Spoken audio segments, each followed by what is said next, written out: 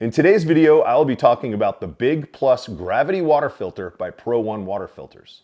I'll cover the unboxing, assembly, and how to use it. I also want to cover the specifications and maintenance of the filter to keep it working properly. As we all know, water should be your number one prep. Without clean drinking water, your health will quickly deteriorate, leading to dehydration, weakness and confusion, organ failure, and eventually death. They say 3 days without drinking water and you're toast.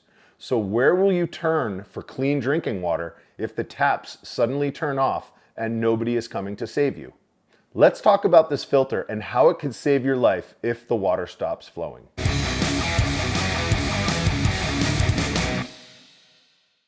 What's up, preppers? I'm the Community Prepper, and like always, thank you for watching my channel. Also be sure to give this video a thumbs up, but only if you've gotten some valuable information from it. And please consider subscribing to my channel if you like videos about prepping, firearms, product reviews, and all other topics prepping related. First off, I am not sponsored by this company, but after much research, I purchased this gravity filter with my own money. I chose this water filter for a number of reasons, but mostly due to the ease of use, what impurities it filters out, and the ratings it's received from both the NSF and the ANSI. The National Standards Foundation sets standards for water treatment systems to meet drinking water safety and performance requirements. If you've been watching my channel, you know that I am an information hound. I thoroughly research all the products I purchase before pulling the trigger. I never claim to be smart, I just know how to do research. Also, I will link the ProOne's website in the video description below if you are interested in purchasing this water filter system. That being said, there are many gravity filters on the market, and I'm sure there are others just as good. I know that Berkey does not have the stamp of approval from the NSF, but third-party studies have concluded that their filters are similar in the levels of water purification as the ProOne. I'll go over the stats and details later, but for now, let's unbox and assemble this beast. Now I'm going to unbox my ProOne gravity filter, lay out all the components, and then I'll go over the assembly. Now I got ProOne's largest model called the Big Plus. It has a 3-gallon top reservoir and a 3-gallon bottom chamber. You'll pour your untreated water into the top chamber that will contain your ceramic filters. The water will soak into the filters and drain into the bottom chamber. The bottom chamber is where your clean filtered water will end up. So we got the box here, which contains everything.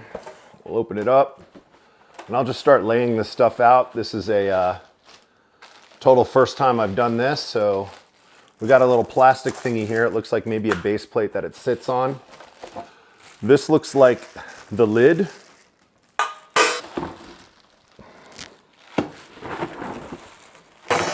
That's the stand.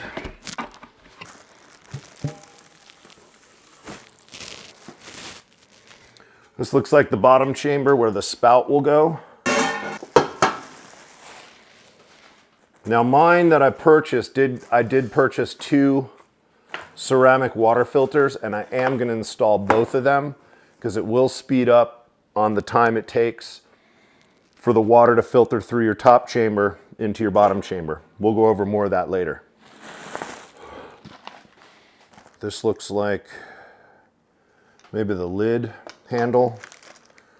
This is some little tool for putting it together. A little silicone plug, I don't know what that's for yet. And then here's the solid stainless steel spigot. Looks like a washer and 2 washers and another stainless steel O-ring.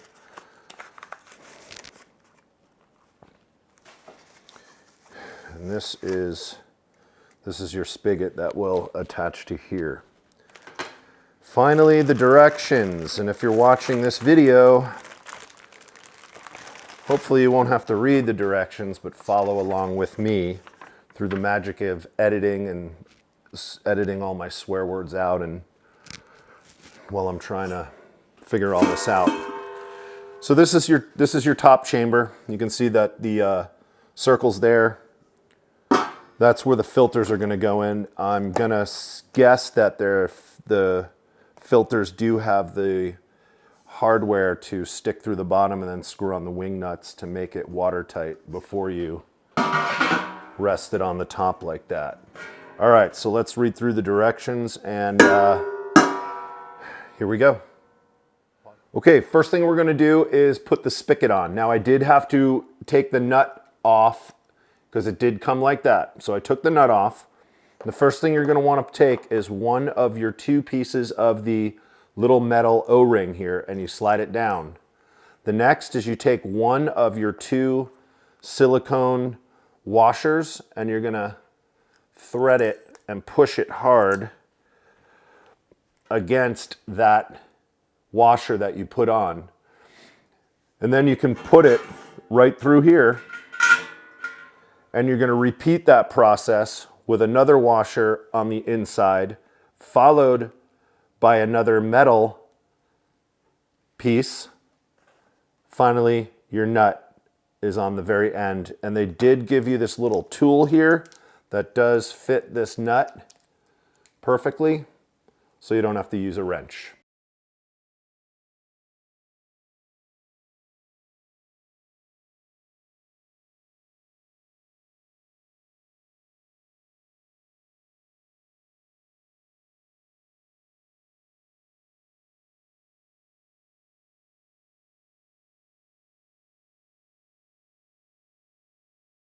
Okay, so we got the spout on pretty good.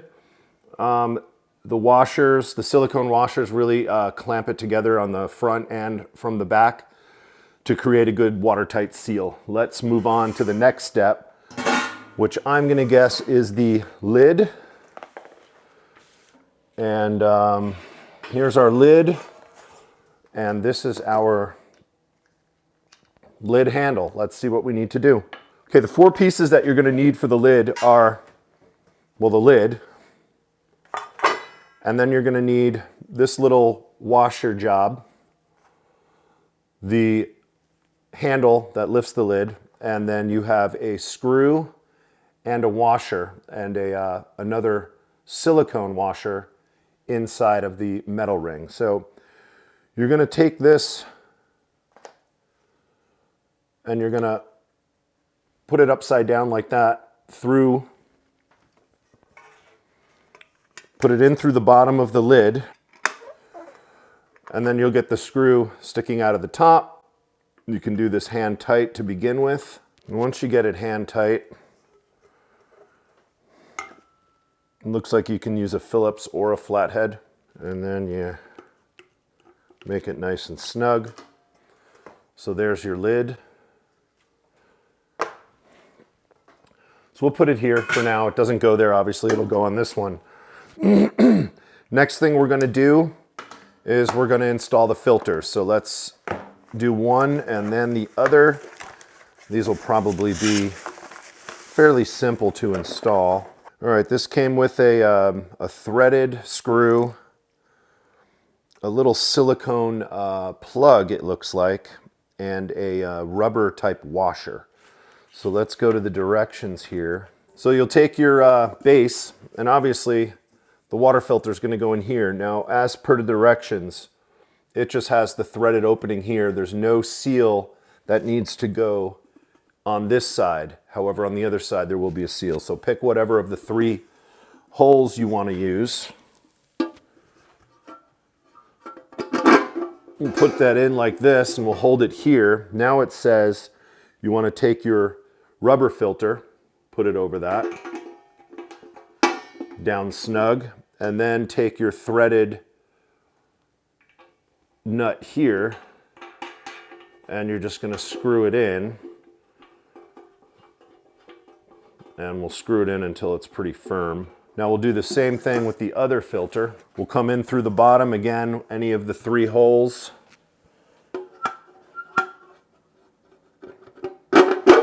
So there it comes out that side.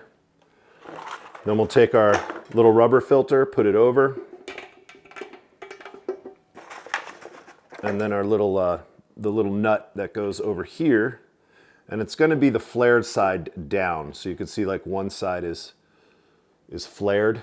You're going to put the flared side down and then screw it on hand tight. I wouldn't want to over tighten these because it is plastic. So there is what the inside will look like. Now, what that little plug was for is to plug up your third hole so water does not come out. So this says to go from the inside, so you'll see the top is flared and it's just going to go straight in like that to the bottom hole. There we go. So then that sticks out a little bit like that.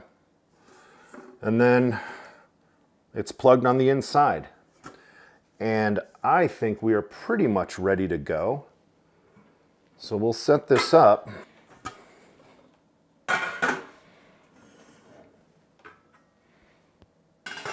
Okay, now that it's all set up, the system is ready to receive water from your collected water source. If you haven't watched my previous video about rainwater collection, I will link it here, or here, whatever side it's on. A few weeks back, I installed a catch system in the downspouts of the gutter, and I'm using a 55-gallon rain barrel that will hold the water. Watch that video right after this one to learn everything you need to know about properly collecting rainwater for consumption. All right, this is my rainwater barrel. As you can see, this was my little downspout thing. Don't forget to watch that video later. But right now, I'm just gonna take this giant bell jar and let's get some of that collected rainwater. Okay, so I just filled up this bell jar with rainwater that I've collected over the past few storms.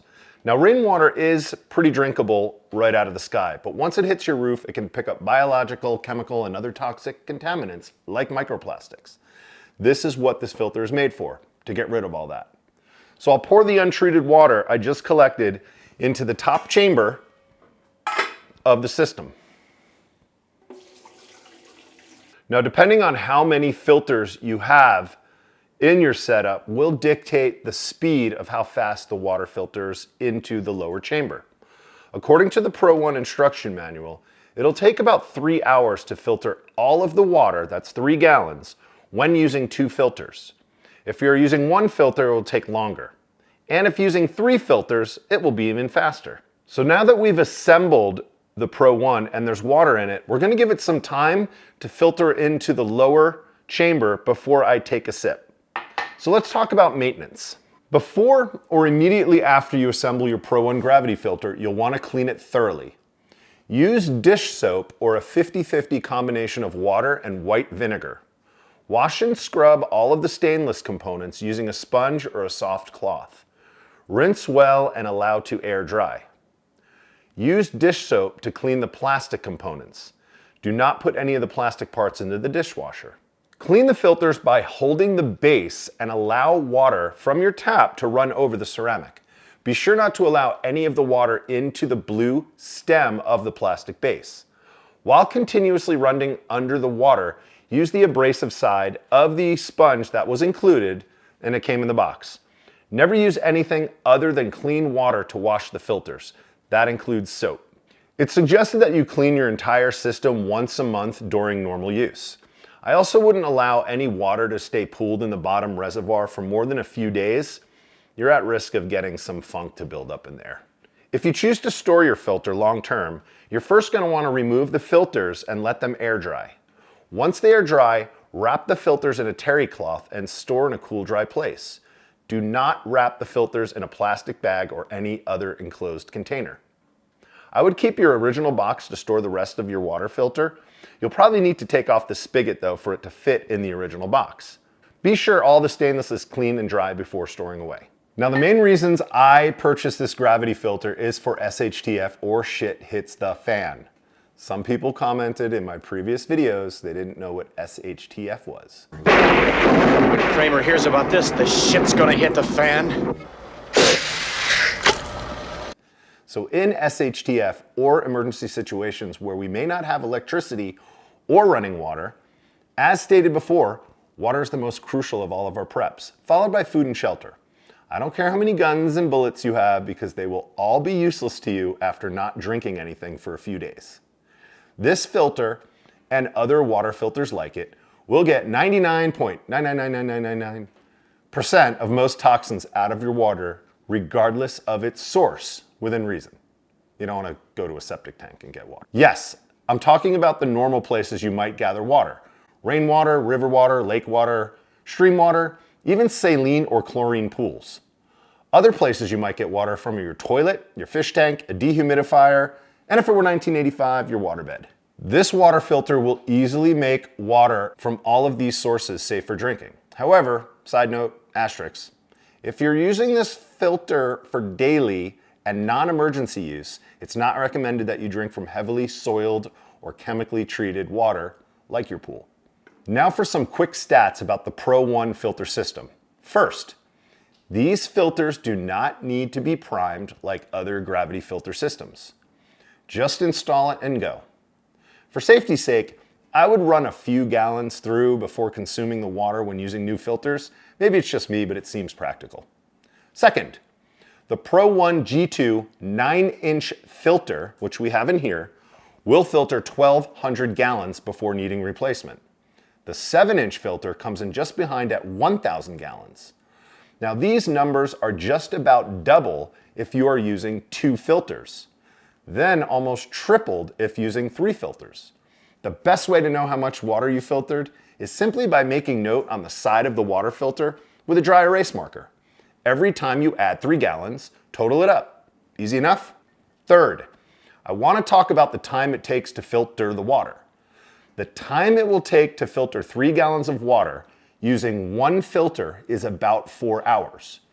It'll take about 3 hours using 2 filters. And finally, it will take about 2 hours to filter 3 gallons of water if you have 3 filters installed. As stated before, the ProOne filters are NSF ANSI certified.